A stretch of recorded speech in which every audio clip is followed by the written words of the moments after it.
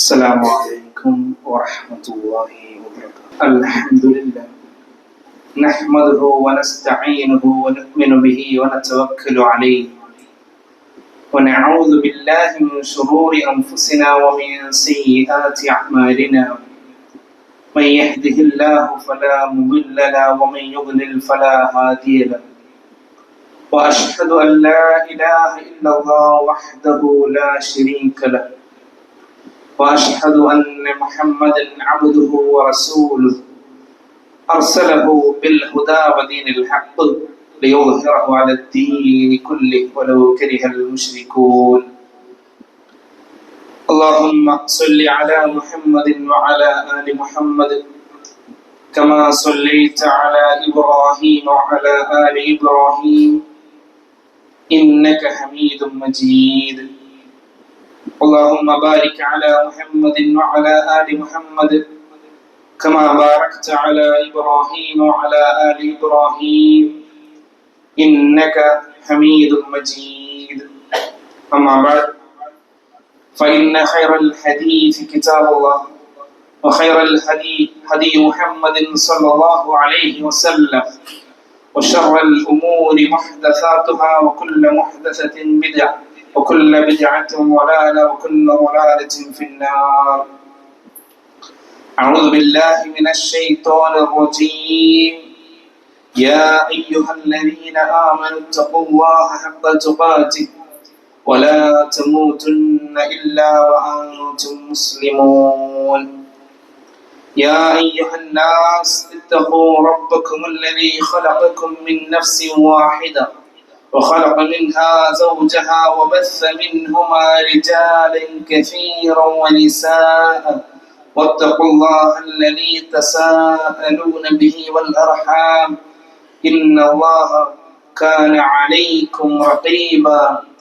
يا أيها الذين آمنوا اتقوا الله وقولوا قولا سديدا يصلح لكم أعمالكم ويغفر لكم ذنوبكم ومن يطع الله ورسوله فقد فاز فوزا عظيما. اتقوا الله يا عباد الله. സർവ്വലോകരക്ഷിതാവായ അല്ലാഹു സുബ്ഹാനഹു വ തആലയെ കഴിവിന്റെ പരമാവധി സൂക്ഷിച്ചുകൊണ്ട് നിത്യജീവിതത്തിലെ ഓരോ സമയങ്ങളെയും ക്രമീകരിക്കണേ എന്ന് സ്വയം മറക്കാതെ ഓരോരുത്തരെയും ഓർത്തുകയാണ്, വസിയത്ത് നൽകുകയാണ്. തീർച്ചയായും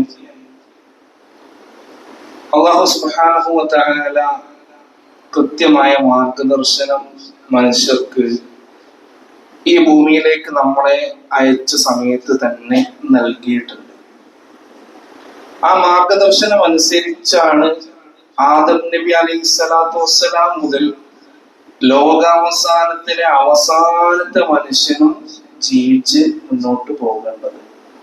എന്തുകൊണ്ടാണെന്ന് ചോദിച്ചാൽ, പല സൃഷ്ടികളിൽ നിന്നും വ്യത്യസ്തനാക്കി അല്ലാഹു ഉത്കൃഷ്ട സൃഷ്ടിയായി മനുഷ്യനെ സംവിധാനിക്കുകയും എന്നിട്ട് നേർമാർഗം എന്താണ് എന്ന ഹിദായത്തിന്റെ മാർഗത്തെ കുറിച്ച് കാണിച്ചു തരികയും ചെയ്തു. മാത്രവുമല്ല, മറ്റു സൃഷ്ടികളിൽ നിന്ന് വ്യത്യസ്തമായി പരലോകത്തെ വിചാരണയുണ്ട്, പരലോകമുണ്ട്, സ്വർഗമുണ്ട്, നരകമുണ്ട്. ആ സ്വർഗവും നരകവുമുള്ള പരലോക ജീവിതത്തിലേക്കുള്ള പരീക്ഷണ കാലഘട്ടമാണ് ദുനിയാവ് എന്നാണ് ഇസ്ലാം കൃത്യമായി മനുഷ്യനെ പഠിപ്പിച്ചിട്ടുള്ളത്. അദ്ദുനിയ മസ്റഅത്തുൽ ലിൽ ആഖിറ, ആഖിറത്തിലേക്ക് വേണ്ട മസ്റഅത്താണ്, കൃഷിയിടമാണ് ദുനിയാവ്.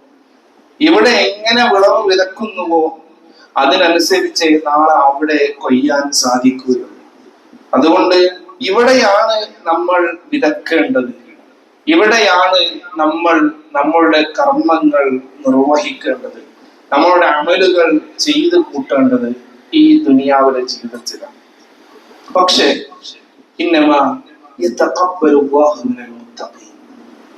തീർച്ചയായും അല്ലാഹു സുബ്ഹാനഹു വ തആല എല്ലാവരുടെ കർമ്മവും സ്വീകരിക്കുകയില്ല. അതിന് പ്രത്യേകം ചില ലൈസൻസ് വേണം. ആ ലൈസൻസ് ആണ് ഇസ്ലാം എന്നുള്ളത്. ഇസ്ലാം ഉണ്ടായാൽ പോരാ, ഇസ്ലാമിൽ തന്നെ കൃത്യമായ തൗഹീദ് ഉണ്ടായിരിക്കും. തൗഹീദ് ഇല്ലാത്ത തഖ്വയില്ലാത്ത, നല്ല നിയ്യത്തില്ലാത്ത ഒരു കർമ്മവും ഒന്നും അല്ലാഹു സുബ്ഹാനഹു വ തആലയുടെ അടുക്കൽ സ്വീകരിക്കപ്പെടുകയില്ല എന്നുള്ളത് നമ്മൾ മനസ്സിലാക്കേണ്ടതുണ്ട്. വിശുദ്ധ ഖുർആനിലെ ഏറ്റവും വലിയ അധ്യായമാണ് സൂറത്തു അൽ ബഖറ. സൂറത്തുൽ ബഖറയുടെ അവസാന ഭാഗത്ത് അല്ലാഹു സുബ്ഹാനഹു വ തആല നമ്മെ അറിയിക്കുന്ന ചില കാര്യങ്ങളുണ്ട്. ആമന റസൂൽ എന്ന് തുടങ്ങുന്ന ആയത്ത് റബ്ബ് സുബ്ഹാനഹു വ തആല നമ്മെ കൃത്യമായി അറിയിക്കുന്ന കാര്യം എന്താണ്?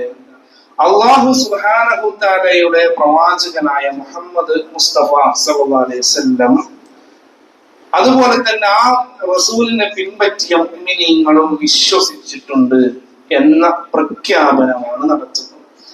ആമന റസൂലു ബിമാ ഉൻസില ഇലൈഹി മിർ റബ്ബിഹി വൽ മുഅ്മിനൂൻ, അല്ലാഹുവിങ്കിൽ നിന്നും ഇറക്കി നൽകിയ നുബുവത്തിന്റെ വേദഗ്രന്ഥത്തിന്റെ സന്ദേശത്തെ ആമന റസൂൽ, റസൂല് വിശ്വസിച്ചിട്ടുണ്ട്. റസൂല് മാത്രമല്ല വൽ മുഅ്മിനൂൻ, മുഅ്മിനീങ്ങളും വിശ്വസിച്ചിട്ടുണ്ട്. അഥവാ അള്ളാഹു ഇറക്കി നൽകിയ വഹി കൃത്യമായി, അത് ഖുർആനാണ്, അത് സുന്നത്താണ്. അള്ളാഹു സുബ്ഹാനഹു വ തആല ഇറക്കി നൽകിയ വഹി പൂർണ്ണമായും അള്ളാഹുവിന്റെ റസൂൽ സല്ലല്ലാഹു അലൈഹി വസല്ലം വിശ്വസിച്ചിട്ടുണ്ട്. അതുപോലെ മുഅ്മിനീങ്ങളും വിശ്വസിച്ചിട്ടുണ്ട്. ഒന്നുകൂടെ വ്യക്തമായിട്ട് അതിനെ വായിച്ചാൽ അങ്ങനെ വിശ്വസിച്ചവരെ അൽ മുഅ്മിനൂൻ എന്നതിൽ പെടുകയുള്ളൂ എന്നുള്ളതാണ്. കുല്ലുൻ, അവരെല്ലാവരും ആമന ബില്ലാഹി വ മലായികതിഹി വ കുതുബിഹി വ റസുലിഹി, തീർച്ചയായും അവർ അല്ലാഹുവിൽ വിശ്വസിച്ചിട്ടുണ്ട്, അവന്റെ മലക്കുകളിൽ വിശ്വസിച്ചിട്ടുണ്ട്, അവന്റെ വേദഗ്രന്ഥങ്ങളിൽ വിശ്വസിച്ചിട്ടുണ്ട്, അവൻ ഇറക്കിയ മനുഷ്യരിലേക്ക് നിയോഗിച്ച പ്രവാചകന്മാരിലും അവർ വിശ്വസിച്ചിട്ടുണ്ട്. ലാ നുഫരിഖു ബൈന അഹദിൻ മിർ റസുലിഹി, അല്ലാഹു സുബ്ഹാനഹു വ തആല അയച്ച പ്രവാചകന്മാർക്കിടയിൽ ഒരിക്കലും തന്നെ വേർതിരിവ് അവർ കാണിക്കുകയില്ല. മറിച്ച് സത്യവിശ്വാസികളുടെ നിലപാട് എന്തായിരിക്കും? വഖാലൂ, അവർ പറയും സമിഅനാ വ അതഅനാ, ഞങ്ങളിതാ കേട്ടിരിക്കുന്നു, ഞങ്ങളിതാ അനുസരിച്ചിരിക്കുന്നു. ഗുഫ്രാനക റബ്ബനാ വ ഇലൈക്കൽ മസീർ, ഞങ്ങളുടെ റബ്ബേ ഞങ്ങളോട് പൊറുക്കണമേ, നിന്നിലേക്ക് തന്നെയാണ് ഞങ്ങൾക്ക് മടങ്ങി വരാനുമുള്ളത്. സത്യവിശ്വാസികളുടെ നിലപാട് അതായിരിക്കും. ഇവരാണ് മുഅ്മിനീങ്ങളെന്ന് അല്ലാഹു പറയാണ്. ആരാണ്? ആമന റസൂൽ, റസൂല് വിശ്വസിച്ചു. അപ്പൊ റസൂല് വിശ്വസിച്ചത് പോലെ വിശ്വസിക്കണം റസൂലിനെ പിൻപറ്റുന്ന മുഅ്മിനീങ്ങളും. എങ്ങനെയാണ് വിശ്വസിക്കേണ്ടത്? അള്ളാഹുവിൽ വിശ്വസിക്കണം, അവന്റെ മലക്കുകളിൽ വിശ്വസിക്കണം, അവൻ ഇറക്കി നൽകിയ വേദഗ്രന്ഥങ്ങളിൽ വിശ്വസിക്കണം, അല്ലാഹു സുബ്ഹാനഹു വ തആല കൃത്യമായി അയച്ച പ്രവാചകന്മാരിൽ വിശ്വസിക്കണം. വിശ്വസിക്കുക മാത്രം ചെയ്താൽ പോരാ, ആ പ്രവാചകന്മാർക്കിടയിൽ വേർതിരിവ് കൽപ്പിക്കരുത്. അത് നിങ്ങളുടെ പ്രവാചകൻ, ഇത് ഞങ്ങളുടെ പ്രവാചകൻ എന്നൊരു വേർതിരിവില്ല. ആദം നബി മുതൽക്ക് മുഹമ്മദ് റസൂലുള്ളാഹി സ്വല്ലല്ലാഹു അലൈഹി വസല്ലം വരെയുള്ള പ്രവാചകന്മാരെല്ലാവരും നമ്മുടെ പ്രവാചകന്മാരാണ്. അവരെല്ലാം പഠിപ്പിച്ചത് ഇസ്ലാമാണ്. അവരുടെ പേരിൽ പലരും പിന്നീട് പലതും കടത്തിക്കൂട്ടുകയും പലതരത്തിലുള്ള കാര്യങ്ങൾ തനിക്ക് തോന്നിയത് പ്രവാചകന്മാരുടെ പേരിൽ എഴുതി വെക്കുകയും വേദഗ്രന്ഥങ്ങളിൽ കൈകടത്തലുകൾ വരുത്തുകയും ഒക്കെ ചെയ്ത ആളുകൾ പിൽക്കാലത്ത് വന്നിട്ടുണ്ട് എന്നത് ശരിയാണ്. പക്ഷെ അതൊരിക്കലും തന്നെ ആ പ്രവാചകന്മാരെ എഴുത്താനല്ല, ആ പ്രവാചകന്മാരെ ആക്ഷേപിക്കാൻ പാടില്ല. മറിച്ച് അവരെ എല്ലാം റബ്ബ് നിയോഗിച്ച അള്ളാഹുവിന്റെ പ്രവാചകന്മാരാണ്. അള്ളാഹുവിന്റെ പ്രവാചകന്മാർ എന്ന നിലയിൽ അവർക്കിടയിൽ സത്യവിശ്വാസികൾ ഒരിക്കലും തന്നെ വേർതിരിവ് കൽപ്പിക്കുകയില്ല എന്നുള്ളതാണ്. എന്നിട്ടോ സത്യവിശ്വാസികൾക്ക് ദീനിൽ ഒരു കാര്യം റബ്ബ് നമ്മോട് കൽപ്പിച്ചു എന്ന് കേട്ട് കഴിഞ്ഞാൽ അള്ളാഹുവിന്റെ കൽപ്പനയുണ്ട്, റസൂലിന്റെ കൽപ്പനയുണ്ട്, അല്ലെങ്കിൽ അള്ളാഹു അത് വിരോധിച്ചിട്ടുണ്ട്, റസൂൽ സല്ലല്ലാഹു അലൈഹി വസല്ലം അത് വിരോധിച്ചിട്ടുണ്ട്, അത് ചെയ്യാൻ പാടില്ലാത്തതാണ് എന്നൊക്കെ അറിഞ്ഞു കഴിഞ്ഞാൽ ഒരു വിശ്വാസിയുടെ നിലപാട് റബ്ബ് കൃത്യമായി പഠിപ്പിക്കുകയാണ്. എന്താണ്? അവർ പറയും ഞങ്ങളിതാ കേട്ടിരിക്കുന്നു, ഞങ്ങൾ അനുസരിച്ചിരിക്കുന്നു. അവിടെ വേറെ ചോദ്യമില്ല. അതെന്താ അങ്ങനെ? അത് എനിക്കങ്ങനെ ശരിക്കും ഉൾക്കൊള്ളാൻ പറ്റുന്നില്ലല്ലോ. ഞങ്ങളെ മറ്റേ മൂലയിൽ അത് ഇതുവരെ പറഞ്ഞിട്ടില്ലല്ലോ. ഇത്രയും കാലമായിട്ട് ഇവിടെ എങ്ങനെയാണോ നടക്കുന്നത്? എന്താ പുതിയൊരു ഹദീസ്? ഇതെന്താ ഞങ്ങൾ വല്യപ്പാരും ഞങ്ങളാരും കേട്ടിട്ടില്ലല്ലോ? ഇതൊന്നും സത്യവിശ്വാസികൾ പറയില്ല. ഖുർആനിലുള്ളതാണോ, സ്വഹീഹായി വന്ന ഹദീസിലുള്ളതാണോ? വേറെ മറുചോദ്യം ഒന്നുമില്ല. മുഅ്മിനാണോ? അവിടെ സമിഅനാ വ അതഅനാ, ഞങ്ങൾ കേട്ടിരിക്കുന്നു, ഞങ്ങൾ അനുസരിച്ചിരിക്കുന്നു. കാരണം പടച്ചോനാണ് പറയുന്നത്, റബ്ബിന്റെ നിർദ്ദേശമാണ്. അതുകൊണ്ട് കേട്ടിരിക്കുന്നു, ഞങ്ങൾ അനുസരിച്ചിരിക്കുന്നു. ഒഫ്രാനൊക്കെ റബ്ബന, പടച്ചോ ഞങ്ങൾക്ക് ഈ വല്ല വിഷയത്തിൽ ഞങ്ങൾക്ക് വല്ല അപാകതയും സംഭവിച്ചു പോയിട്ടുണ്ടെങ്കിൽ റബ്ബ് ഞങ്ങളോട് പൊറുക്കണേ. പൈലേക്കൽ മസീർ, റബ്ബെ നിന്നിലേക്കാണ് ഞങ്ങൾക്ക് മടങ്ങി വരാനുള്ളത്. നമ്മളൊന്നുമല്ല റബ്ബെ, നീയാണ് ഏറ്റവും വലിയവൻ എന്ന് പ്രഖ്യാപിച്ച് റബ്ബിലേക്ക് അങ്ങോട്ട് കീഴൊതുങ്ങുകയാണ് ചെയ്യുന്നത്. ഈ ഒരു സാഹചര്യത്തിൽ ചില കാര്യങ്ങൾ പറയാതിരിക്കാൻ നിർവാഹമില്ല. ഇസ്ലാമിൻ്റെതായ അടിത്തറയുണ്ട്, ഇസ്ലാമിൻ്റെതായ അടിസ്ഥാനമുണ്ട്. നമ്മെ സംബന്ധിച്ചിടത്തോളം അല്ലാഹു സുബ്ഹാനഹു വ തആല നമുക്ക് കൃത്യമായ മാർഗദർശനം നൽകിയിട്ടുണ്ട്. ആ മാർഗദർശനമാണ് ഇസ്ലാം. സ്വാഭാവികമായും അതനുസരിച്ച് ജീവിക്കുന്നവരാണ് മുസ്ലിം. ഇവിടെ നാം എല്ലാവരും ഈ ലോകത്ത് നിന്ന് മരണപ്പെട്ടു പോകുമെന്നത്, ഈ പറയുന്ന കാര്യങ്ങൾ ഓരോന്നും നമ്മൾ ശ്രദ്ധിക്കണം. നമ്മളെല്ലാവരും ഈ ലോകത്തു നിന്ന് മരണപ്പെട്ടു പോകുമെന്നത് ലോകത്തെല്ലാവരും അംഗീകരിക്കുന്ന കാര്യമാണ്. എന്നാൽ ആ മരണത്തിന് ശേഷം ഒരു ജീവിതമുണ്ടെന്ന് മനുഷ്യനെ സൃഷ്ടിച്ച സ്രഷ്ടാവിന്റെ അറിയിപ്പാണ്. പരലോകമുണ്ട് എന്നത് അല്ലാഹു സുബ്ഹാനഹു വ തആലയുടെ അറിയിപ്പാണ്. പ്രവാചകന്മാർ അറിയിപ്പ് നൽകിയ കാര്യമാണ്. പരലോകമുണ്ട്, അവിടെ നന്മകൾക്ക് അനുസൃതമായ പ്രതിഫലമുണ്ട്, തിന്മകൾക്ക് അനുസൃതമായ ശിക്ഷ ലഭിക്കുന്ന ഒരു നീതിയുടെ ലോകം കടന്നു വരാനുണ്ട് എന്നുള്ളത് ഇത് നമുക്ക് ബോധ്യപ്പെടണം. ബോധ്യപ്പെട്ടാൽ മാത്രം പോരാ, ഇതിനനുസരിച്ച് നിലപാടെടുക്കണം. മരണാനന്തര ജീവിതത്തിൽ വിജയിക്കണമെങ്കിൽ മരണത്തിന് മുമ്പുള്ള ജീവിതത്തിൽ എങ്ങനെ ജീവിക്കണം എന്നുള്ളത് പ്രവാചകന്മാരിലൂടെയും വേദഗ്രന്ഥങ്ങളിലൂടെയും ലോകത്തിന്റെ സൃഷ്ടാവ് മനുഷ്യനെ പഠിപ്പിച്ചിട്ടുണ്ട്. അതിന്റെ അടിത്തറയാണ് തൗഹീദ്, ഏകദൈവ ആരാധന, ലാ ഇലാഹ ഇല്ലല്ലാഹ്. ഇത് നമ്മളുടെ നെഞ്ചകത്ത് ഉറപ്പിക്കണം. ഇസ്ലാമിന്റെ അടിത്തറയാണ് ലാ ഇലാഹ ഇല്ലല്ലാഹ്. അത് പഴച്ചു പോയ ബാക്കി എല്ലാം ഉണ്ടായിട്ട് കാര്യമില്ല. ഇസ്ലാമിന്റെ അടിത്തറ തൗഹീദ്. ആ തൗഹീദ് നമ്മളുണ്ടായിരിക്കും.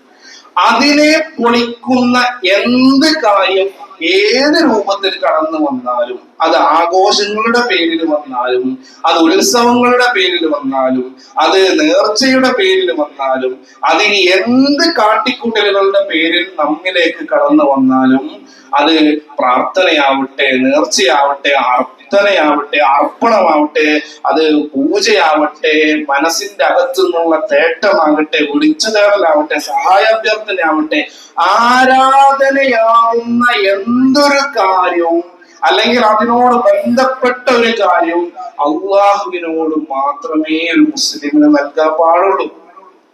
അത് വിശ്വസിക്കുന്നവനാണ് മുസ്ലിം. ആരാധനയുമായി ബന്ധപ്പെട്ട എന്ത് കാര്യവും മുസ്ലിം സ്വീകരിക്കേണ്ടത് ഇസ്ലാം പഠിപ്പിച്ചിടത്ത് നിൽക്കുക എന്നുള്ളതാണ്. ഇവിടെ നമ്മൾ മനസ്സിലാക്കേണ്ടത്, നമ്മുടെയൊക്കെ ജീവിതത്തിൽ രണ്ട് രീതിയിലുള്ള കാര്യങ്ങൾ കടന്നു വരും. ശരിക്കും മനസ്സിലാക്കിയിട്ടില്ല എങ്കിൽ അവ്യക്തത ഉണ്ടാവും. ഒന്ന് ഇബാദാത്തുകളാണ്, രണ്ട് മുആമലാത്തുകളാണ്. ഇബാദാത്തുകൾ എന്ന് പറഞ്ഞാൽ ആരാധനാ കാര്യങ്ങൾ. ഇസ്ലാം കൃത്യമായി നമ്മെ അറിയിച്ചത് ലാ ഇലാഹ, ഒരു ഇലാഹുമില്ല, ആരാധനയായിട്ട് ഒന്നുമില്ല. എല്ലാ ആരാധനയെയും നമ്മൾ നിഷേധിച്ചു. ആരാധനയുടെ ഭാഗമാകുന്ന ഒന്നും ചെയ്യരുത്. പിന്നെ ഇല്ലല്ലാഹ്, അള്ളാഹുവിനെ കൊണ്ടല്ല, അല്ലെങ്കിൽ അള്ളാഹുവിന് മാത്രമല്ലാതെ എന്ന് പറഞ്ഞ് ഇസ്ലാം സ്ഥാപിക്കുകയാണ് ചെയ്തത്. അള്ളാഹ് എല്ലാ ആരാധനാ കാര്യങ്ങളെയും ഇസ്ലാം നിഷേധിച്ചു. പിന്നീട് അള്ളാഹുവിനുള്ളത് മാത്രം അങ്ങ് സ്ഥാപിച്ചു. ഇവിടെ നമ്മളെ സംബന്ധിച്ചിടത്തോളം ആരാധനയായി എന്ത് കാര്യമുണ്ടോ അത് ഖുർആനിലൂടെ അല്ലാഹു സുബ്ഹാനഹു വ തആലയും ആ ഖുർആനിന്റെ വിശദീകരണമായി മുഹമ്മദുൻ റസൂലുള്ളാഹി സ്വല്ലല്ലാഹു അലൈഹി വസല്ലമയും പഠിപ്പിച്ചതെന്തോ അതേ ഇസ്ലാമിൽ ഒരു പുണ്യകർമ്മം അല്ലെങ്കിൽ ഒരു ആരാധനയായി കൊണ്ട് കടന്നു വരികയുള്ളൂ. ശരിക്കും നമ്മൾ മനസ്സിലാക്കണം. റസൂല് പഠിപ്പിക്കാത്ത ഒരു കാര്യം അത് ആരാധനയായി ഇസ്ലാമിന്റെ ഉള്ളിലുള്ള ഒരു കാര്യമായി കടന്നു വരൂല. ഒരു പ്രത്യേക തരത്തിലുള്ള ഒരു നിസ്കാരം, ഒരു പ്രത്യേക ദിക്ർ, ഒരു പ്രത്യേക തരത്തിലുള്ള ഒരു ആഘോഷം, ഒരു പ്രത്യേക തരത്തിലുള്ള ഒരു ഉത്സവം, ഒരു പ്രത്യേക തരത്തിലുള്ള ഒരു ആചാരം ഒന്നും തന്നെ അള്ളാന്റെ റസൂൽ മുഹമ്മദ് മുസ്തഫ സല്ലല്ലാഹു അലൈഹി വസല്ലം പഠിപ്പിച്ചതല്ലാതെ വേറൊന്നും ഇസ്ലാമിലേക്ക് കടന്നു വരില്ല. പുണ്യം കിട്ടുന്നതായ പ്രതിഫലാർഹമായ ഒരു കർമ്മമായി ഇസ്ലാമിലേക്ക് കടന്നു വരില്ല. അത് റസൂലുള്ളാഹി സ്വല്ലല്ലാഹു അലൈഹി വസല്ലം പഠിപ്പിച്ചത് തന്നെ. അത് ഇബാദത്തുകളെല്ലാം തൗഖീഫിയാണ്. അത് വഹയിലൂടെ അവതരിച്ചത് മാത്രമേ ചെയ്യാൻ പാടുള്ളൂ. നമുക്ക് തോന്നിയ പോലെ ഇഷ്ടം പോലെ തോന്നിയത് ചെയ്യാൻ പറ്റൂല. നമുക്ക് ചെയ്യാൻ അനുവാദമുള്ള ചില കാര്യങ്ങളുണ്ട്. ഇപ്പൊ നമ്മളുടെ ജീവിതത്തിൽ വരുന്ന ഓരോ കാര്യങ്ങൾ എടുത്ത് പ്രാർത്ഥിക്കാം. അതിന് റസൂലുള്ളാഹി സ്വല്ലല്ലാഹു അലൈഹി വസല്ലമയുടെ മാതൃകയുണ്ട്. എന്നാൽ നമുക്ക് തോന്നിയതൊക്കെ ദിക്റായിട്ട് ചൊല്ലാൻ പറ്റുമോ? ഇല്ല. ദിക്റുകൾ ചൊല്ലേണ്ടത് റസൂലുള്ളാഹി സ്വല്ലല്ലാഹു അലൈഹി വസല്ലം പഠിപ്പിച്ച ദിക്റുകളാണ്. എത്രത്തോളം ചൊല്ലുന്ന ദിക്റുകളിൽ നബി എന്ന പദത്തിന് പകരം റസൂൽ എന്ന് പോലും ചെയ്യാൻ പാടില്ല. രാത്രി കിടക്കുമ്പോ ചൊല്ലേണ്ട പ്രാർത്ഥന പഠിപ്പിച്ചു കൊടുക്കുന്ന സമയത്ത്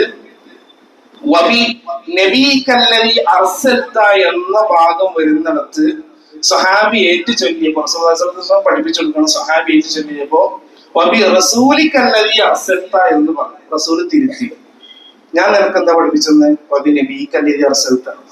സഹാബി പറഞ്ഞു, നബി എന്നതിലേറെ കുറച്ചുകൂടെ നല്ലൊരു പദം റസൂൽ എന്നതല്ലേ, അതുകൊണ്ട് ഞാൻ ദിക്ർ ചെല്ലുമ്പോൾ ഞാൻ റസൂൽ എന്ന് ചൊല്ലട്ടെ. വേണ്ട, റസൂൽ വേണ്ട. ഇത് പടച്ചോൻ അവതരിപ്പിച്ചതാണ്. അള്ളാഹ് പഠിപ്പിച്ചെന്നൊരു ദിക്റിലെ മാറ്റം വരുത്താൻ പാടില്ല. അതുകൊണ്ട് ദിക്റുകളാവട്ടെ പ്രത്യേകം രൂപം നിർണയിക്കപ്പെട്ട എണ്ണം നിശ്ചയിക്കപ്പെട്ട ആരാധനാ കർമ്മങ്ങൾക്ക് അത് റസൂൽ എങ്ങനെയാണോ പഠിപ്പിച്ചത് അതേപോലെ ചെയ്യാൻ പാടുള്ളൂ. നമ്മുടെ ഇഷ്ടംപോലെ ചെയ്യാൻ പാടില്ല. എന്നാൽ നമുക്ക് ഇളവുകൾ നൽകപ്പെട്ട റുകൂവിൽ ചൊല്ലേണ്ട പ്രാർത്ഥന, സുജൂദിൽ ചൊല്ലേണ്ട പ്രാർത്ഥനകളൊക്കെ വൈവിധ്യങ്ങളുണ്ട്. വിവിധ പ്രാർത്ഥനകൾ റസൂൽ പഠിപ്പിച്ചു തന്നിട്ടുണ്ട്. ഇപ്പോ നിസ്കാരത്തിൽ പ്രാരംഭ പ്രാർത്ഥന, അതൊക്കെ വിവിധ പ്രാർത്ഥനകൾ പഠിപ്പിച്ചു തന്നിട്ടുണ്ട്. ആ പ്രാർത്ഥനകൾ ചൊല്ലാം. നമ്മുടെ ഭാഗത്ത് വേറെ കൂട്ടി ചെല്ലാൻ പറ്റുന്നില്ല. പ്രത്യേകം നമ്മൾ ശ്രദ്ധിക്കണം. ഇത് മസലകളല്ല പറയുന്നത്, അടിസ്ഥാനമാണ് പറയുന്നത്. ഇബാദത്താണോ അത് അള്ളാന്റെ റസൂലുള്ളാഹി സ്വല്ലല്ലാഹു അലൈഹി വസല്ലം എങ്ങനെയാണ് പഠിപ്പിച്ചത് അതുപോലെ മാത്രമേ ചെയ്യാൻ പാടുള്ളൂ. അതിലൊരു ഹർഫ് പോലും മാറ്റം വരുത്താൻ പാടില്ല. നബി എന്നത് റസൂൽ എന്ന് പോലും ആക്കാൻ പാടില്ല എങ്കിൽ പിന്നൊരു താജു സ്വലാത്ത് ഇസ്ലാമിലേക്ക് കടന്നു വരുമോ? ഇല്ല, കടന്നു വരില്ല. പിന്നെ നാരിയ സ്വലാത്ത് ഇസ്ലാമിലേക്ക് കടന്നു വരുമോ? ഇല്ല, അത് ഇസ്ലാമിൽ ഇല്ലാത്തതാ. മുഹമ്മദ് റസൂലുള്ളാഹി സ്വല്ലല്ലാഹു അലൈഹി വസല്ലം പഠിപ്പിക്കാത്തതാ. അബൂബക്കർ സിദ്ദീഖ് റളിയല്ലാഹു അൻഹു അറിയാത്തതാണ്. ഉമർ ഇബ്നുൽ ഖത്താബ് റളിയല്ലാഹു അൻഹു പരിചയമില്ലാത്തതാണ്.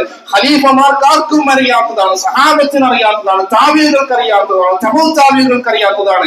ഓരോരുത്തരും ചൊല്ലുന്ന ഓരോ ദിക്റുകളും ദുആകളും ഒക്കെ ഏതാണ്? കായൽ പട്ടണത്തുകാരൻ എഴുതി വെച്ച ഓരോ ഏടുകളിലുള്ള ദിക്റുകളൊക്കെയാണ് ഇവിടെ വലിയ മഹത്തരമാക്കിയിട്ട് ആളുകൾ എടുത്ത് ചൊല്ലുന്നത്. അവരെ കുറിച്ച് നമുക്ക് സഹതാപമാണ്. കാരണം ആ നേരെ കൊണ്ട് സഹീഹ് ബുഖാരിയിലൂടെ വന്ന, സഹീഹ് മുസ്ലിമിൽ വന്നിട്ടുള്ള, അബൂദാവൂദിന്റെ സുനനിൽ വന്നിട്ടുള്ള അത്തരത്തിലുള്ള ഹദീസ് ഗ്രന്ഥങ്ങളിലൂടെ സഹീഹാക്കപ്പെട്ടു വന്ന നബി സല്ലല്ലാഹു അലൈഹി വസല്ലം പഠിപ്പിച്ചെന്ന് എത്ര പ്രാർത്ഥനകളുണ്ട്. സഹീഹ് മുസ്ലിം എന്ന പുസ്തകം വായിച്ചാൽ ചെറിയ ചെറിയ പുസ്തകങ്ങളാണ്. അതുപോലെ തന്നെ അദ്കാറിന്റെ ഓരോ പുസ്തകങ്ങളുണ്ട്. ആ ഹദീസുകളിൽ തന്നെ അത്തരം പ്രാർത്ഥനകളുടെ പുസ്തകങ്ങളിൽ തന്നെ സ്വഹീഹായ ഹദീസുകളിൽ നിന്ന് വന്നത് മാത്രം ക്രോഡീകരിക്കപ്പെട്ട പുസ്തകങ്ങളുണ്ട്. അതിൽ തന്നെ അതിന്റെ മൊബൈൽ ആപ്പുകളും എല്ലാ സംവിധാനങ്ങളും നിലവിലുണ്ട്. എന്നിട്ടും ആളുകൾ ആരൊക്കെയോ കെട്ടിപ്പടച്ചുണ്ടാക്കി എന്തൊക്കെയോ ചൊല്ലി അങ്ങനെ തീർക്കണം. ഇതാവരുത്. ഇസ്ലാമിൽ ഒരു കാര്യം റസൂലുള്ളാഹി പഠിപ്പിച്ചതാണ് ചൊല്ലേണ്ടത്, ചെയ്യേണ്ടത്, പറയേണ്ടത്. അതിനപ്പുറത്തേക്കുള്ളത് ഇസ്ലാമല്ല. എന്നാൽ മുആമലാത്തായിട്ടുള്ള കാര്യങ്ങൾ ശരിക്കും അടിസ്ഥാനം നമ്മൾ മനസ്സിലാക്കും. നമ്മളുടെ ജീവിതത്തിൽ ഇപ്പോ നമ്മൾ മാരുതിയുടെ കാർ എടുക്കണോ ടയോട്ടയുടെ കാർ എടുക്കണോ, നമുക്ക് ഇഷ്ടമുള്ളത് എടുക്കുക, നമ്മളുടെ ചോയ്സ് അനുസരിച്ച് എടുക്കുക. കാരണം അത് ദീനിൽപ്പെട്ട കാര്യമില്ല, അതൊരു പുണ്യകർമ്മല്ല. അത് ചെയ്ത ടയോട്ടയുടെ കാർ എടുത്താൽ ഇത്ര കൂലി, അല്ലെങ്കിൽ മാരുതിയുടെ കാർ എടുത്താൽ സിറാത്ത് ഭാഗത്ത് എത്ര സ്പീഡിൽ നമ്മളെ കൊണ്ടുപോകും എന്നൊന്നും ആരും പറയുന്നില്ലല്ലോ. അങ്ങനെ പറയുന്നുണ്ടെങ്കിൽ അത് പ്രശ്നമാണ്. നേരെ മറിച്ച് നമ്മൾക്ക് അത് ഐഫോൺ എടുക്കണോ സാംസങ് എടുക്കണോ അത് നമ്മളുടെ ഇഷ്ടമാണ്. നമ്മൾക്ക് ഇഷ്ടമുള്ളത് ചെയ്യാം. നടന്ന് പോകണോ, ബസ്സിൽ പോകണോ, എയറോപ്ലെയിനിൽ പോകണോ, ഇതൊക്കെ നമ്മളുടെ സൗകര്യങ്ങൾ. നമ്മളുടെ ജീവിതക്രമമായി നമ്മുടെ വീടുണ്ടാക്കുമ്പോൾ ഓടിന്റെ വീടുണ്ടാക്കണോ ടെറസിന്റെ വീടുണ്ടാക്കണോ, അവിടെ ചോദിക്കണ്ട എന്ത് റസൂലുള്ളാഹി സ്വഹാബത്തും ടെറസിന്റെ വീടുണ്ടാക്കിയിട്ടുണ്ടോ, അവര് പള്ളിക്കുള്ളിൽ കാർപ്പറ്റ് വിരിച്ചിട്ടുണ്ടോ, ഇതൊന്നും ചോദിക്കണ്ട. കാരണം അതെന്തല്ല, അതൊരു പ്രത്യേകം കൂരിട്ടുള്ള കാര്യമായിട്ടല്ല നമ്മൾ പറയുന്നത്. നേരെ മറിച്ച് ഇബാദത്തായി ദീനിന്റെ ഭാഗമായി വരുന്ന കാര്യങ്ങളാണ്. അത് എല്ലാം തന്നെ റസൂല് പഠിപ്പിച്ചത് ചെയ്യാം. മുആമലാത്തുകളുടെ അടിസ്ഥാനം എന്താ? നമ്മളുടെ ജീവിതക്രമവുമായി ബന്ധപ്പെട്ട കാര്യങ്ങളെല്ലാം അനുവദനീയം. എന്തും ചെയ്യാം, എന്തും കുടിക്കാം, എന്തും പറയാം, എന്തും കാണാം.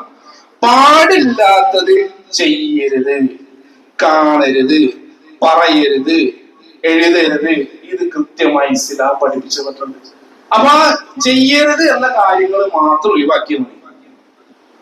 എന്നാൽ ദീനിൽപ്പെട്ട ഇബാദത്തുകളിൽപ്പെട്ട കാര്യം ഒന്നും ചെയ്യാൻ പാടില്ല, പഠിപ്പിച്ചതേ ചെയ്യാവൂ. ഇതാണ് ഇത് രണ്ടും തമ്മിലുള്ള വ്യത്യാസം. ഇപ്പൊ ചില ആളുകൾ ചോദിക്കും, നബിദിനാഘോഷം ബിദ്അത്താണ്, അത് ദീനിൽ പെടാത്തതാണ്, പുത്തനാചാരാണെന്ന് പറയുമ്പോൾ റസൂൽ കാറിൽ പോയിട്ടുണ്ടോ, റസൂൽ എയറോപ്ലെയിനിൽ പോയിട്ടുണ്ടോ എന്നൊന്നും ചോദിക്കുന്നത് യുക്തിയല്ല. കാരണം അത് മുആമലാത്താണ്, ഇത് ഇബാദത്താണ്. ഇനി അതല്ല അവര് പറയാണ് പ്രത്യേകിച്ച് കൂലിയൊന്നുമില്ല, പ്രത്യേകിച്ച് കാര്യമൊന്നുമില്ല, ഞങ്ങൾ വെറും റസൂലിനെ കുറിച്ച് ഇങ്ങനെ ഓർക്കാൻ വേണ്ടിയിട്ട് റബീഉൽ അവ്വൽ 12 എന്ന് പറയും. അങ്ങനെയാണെങ്കിൽ അത് ദീനിൽപ്പെട്ട കാര്യമല്ല, അതല്ല നമ്മൾ വിദ്യാർത്ഥി എന്ന് പറയുന്നത്. നേരെ മറിച്ച് അവര് പറയുന്നത് എന്താ? ലൈലത്തുൽ ഖദറിനേക്കാൾ മഹത്തരമായ രാവാണ്, റമദാൻ മാസത്തേക്കാൾ പുണ്യകരമാണ് എന്നൊക്കെ എഴുതി വെച്ച ആളുകളാണ്. എന്നിട്ട് ഇത് കൂലിയാണ്.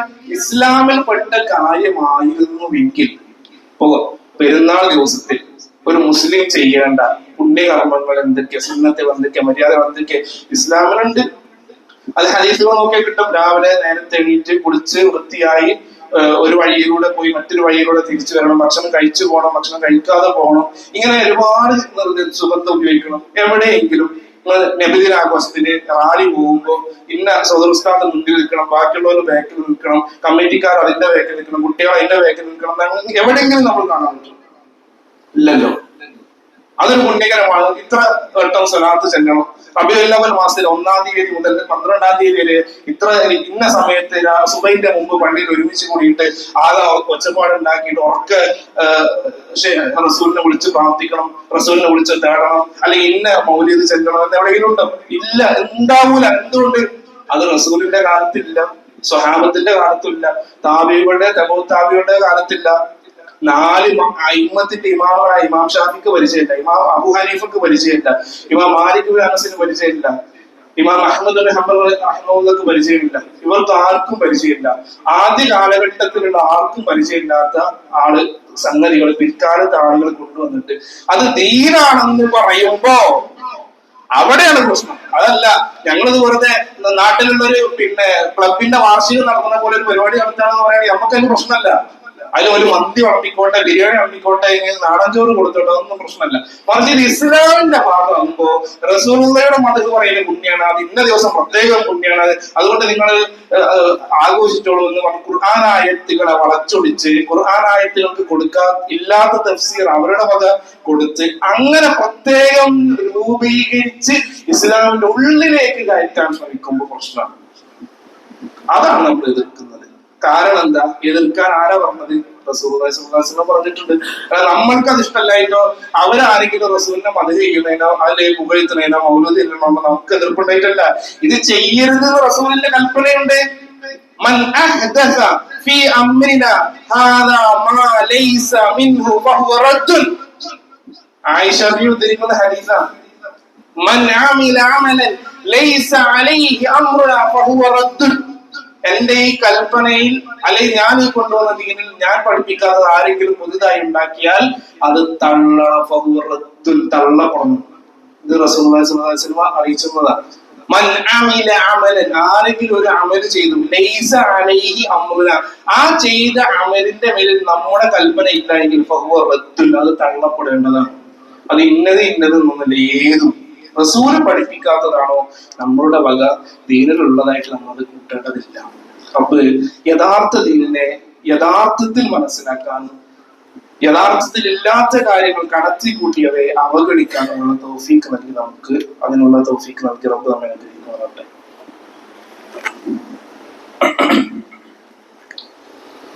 അൽഹംദുലില്ലാഹ് വസ്സലാത്തു വസ്സലാമു അലാ റസൂലില്ലാഹ് وعلى آله وصحبه أجمعين ومن تبعهم بإحسان إلى يوم الدين. أما بعد.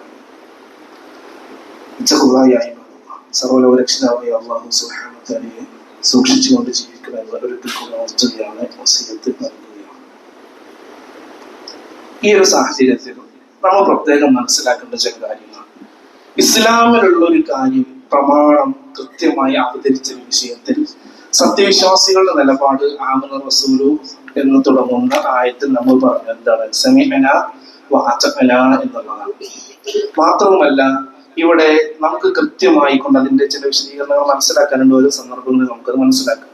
നമ്മൾ മനസ്സിലാക്കേണ്ട ഈ ഒരു സാഹചര്യത്തിൽ പലതരത്തിലുള്ള ആഘോഷങ്ങൾ നമ്മിലേക്ക് ഇങ്ങനെ കടന്നു വരിക. ഇസ്ലാമിന്റെ ഉള്ളിൽ തന്നെ പുതിയ ചില ആഘോഷങ്ങൾ ഉണ്ടായി വരിക, നാട്ടിൽ നിന്ന് പല ആഘോഷങ്ങൾ ഉണ്ടായി വരിക, കുടുംബത്തിൽ നിന്ന് ചില ആഘോഷങ്ങൾ ഉണ്ടായി വരിക, നമ്മുടെ സാംസ്കാരിക പൈതൃകം എന്നൊക്കെ പറഞ്ഞ് നമ്മുടെ നാടുമായി ബന്ധപ്പെട്ട് പല രൂപത്തിലുള്ള ഒരുപാട് ആഘോഷങ്ങൾ ഇങ്ങനെ കടന്നു വരിക. ഇവിടെ നമുക്ക് ശരിക്കും വ്യക്തത ഉണ്ടായിരിക്കേണ്ടതുണ്ട്. ശരിക്കും ബോധ്യം വേണം. ഇല്ല എങ്കിൽ ഇസ്ലാമാണ് പോകും, തൗഹീദാണ് പോകും. നമ്മൾ ഇവിടെ നിസ്കരിച്ചിട്ടും നോമ്പ് വെച്ചിട്ടും പള്ളികൾക്ക് സംഭാവന കൊടുത്തിട്ടൊന്നും കാര്യം ഉണ്ടാവില്ല. തൗഹീദാണ് പൊളിഞ്ഞു പോകും. അപ്പൊ ഏതാണ് എനിക്ക് പങ്കെടുക്കാൻ പറ്റുന്ന ആഘോഷം, ഏതാണ് എനിക്ക് പങ്കെടുക്കാൻ പറ്റാത്ത ആഘോഷം, ഏതിനാണ് ഞാൻ വിട്ടു നിൽക്കേണ്ടത്, ഏതിനോടാണ് ഞാൻ മൗനം അവലംബിക്കേണ്ടത്, നടന്നോട്ടെ, എനിക്ക് എന്റെ റൂട്ട് എന്ന് തീരുമാനിക്കേണ്ടതാണ്. ഇതൊക്കെ നമുക്ക് കൃത്യമായ വ്യക്തത ഉണ്ടായിരിക്കേണ്ടതുണ്ട്. ഒരു മുസ്ലിമിനെ സംബന്ധിച്ച് ശരിക്കും മനസ്സിലാക്കണം, ആഘോഷങ്ങൾ എന്നുള്ളത് ഒരു മുസ്ലിമിനെ സംബന്ധിച്ചിടത്തോളം രണ്ട് ആഘോഷമാണ്. അത് ഈദുൽ ഫിത്റും ഈദുൽ അദ്ഹയുമാണ്. ഇനി വേറെ ഒരുപാട് ആഘോഷങ്ങൾ നാട്ടിലുണ്ടാവും.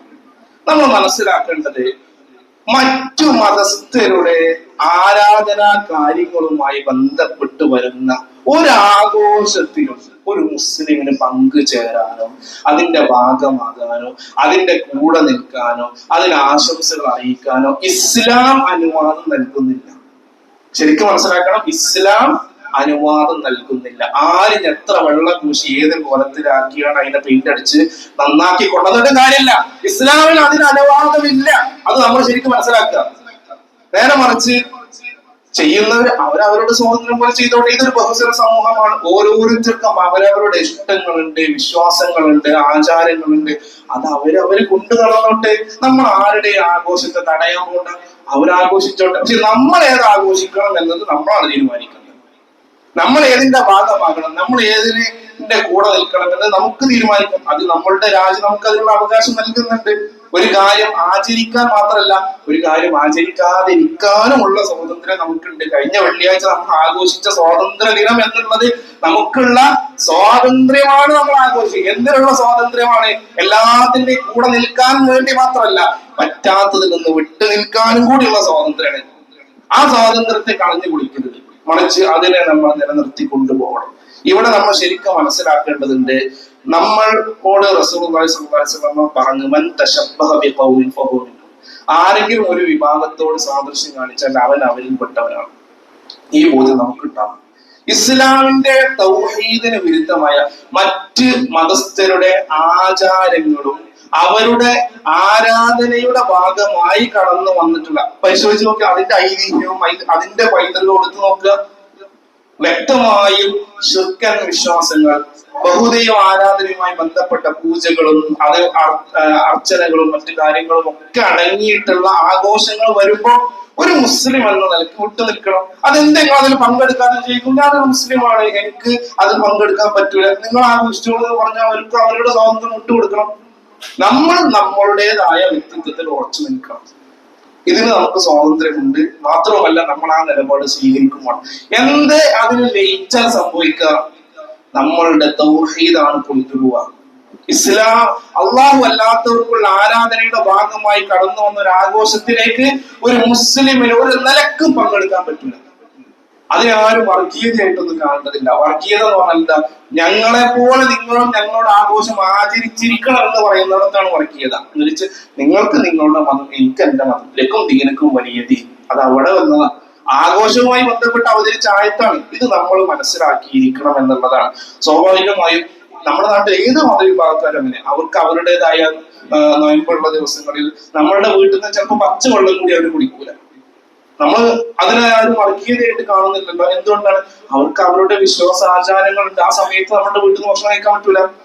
മാംസ്യം കഴിക്കാത്ത അല്ലെങ്കിൽ മത്സ്യം കഴിക്കാത്ത ആളുകളെ നമ്മൾ നമ്മുടെ വീട്ടിൽ സദ്യ ഒരുക്കുമ്പോ വരും, ഞങ്ങളത് ഒരിക്കലും നിങ്ങൾ എന്തായാലും കഴിക്കണം എന്ന് നമ്മളാരും നിർബന്ധിക്കാറുണ്ടോ?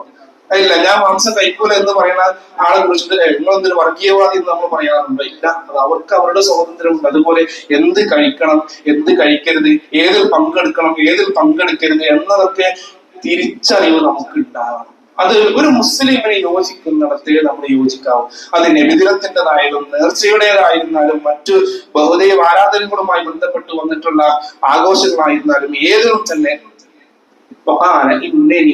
മുസ്ലിമീൻ, ഞാനൊരു മുസ്ലിമാണെന്ന് പറഞ്ഞ് തനിക്ക് തൻ്റെതായ ഐഡന്റിറ്റിയിൽ നിലനിൽക്കാൻ നമുക്ക് സാധിക്കേണ്ടതുണ്ട്. റബ്ബ് ദീനിനെ മുറുകെ പിടിച്ച് ജീവിക്കുന്ന സത്യവിശ്വാസികളുടെ കൂട്ടത്തിൽ നമ്മൾ ഓരോരുത്തരെയും ഉൾപ്പെടുത്തി അനുഗ്രഹിക്കുമാറാവട്ടെ. ദീനിനെ കളങ്കപ്പെടുത്തുന്ന ആചാരങ്ങളോ അനുഷ്ഠാനങ്ങളോ അത്തരത്തിലുള്ള കാട്ടിക്കൂട്ടലുകളോ ഏത് തരത്തിലുള്ള രീതിയിലേക്ക് നമ്മിലേക്ക് കടന്നു വരുന്നവയും അതിനെ മാറ്റി നിർത്തി യഥാർത്ഥ ദീനിൽ അടിയുറച്ചു നിന്ന് മരിക്കുന്ന സമയത്ത് മുസ്ലിമായി മരിക്കാനുള്ള തൗഫീഖ് നൽകി റബ്ബ് നമ്മൾ അനുഗ്രഹിക്കുമാറാവട്ടെ.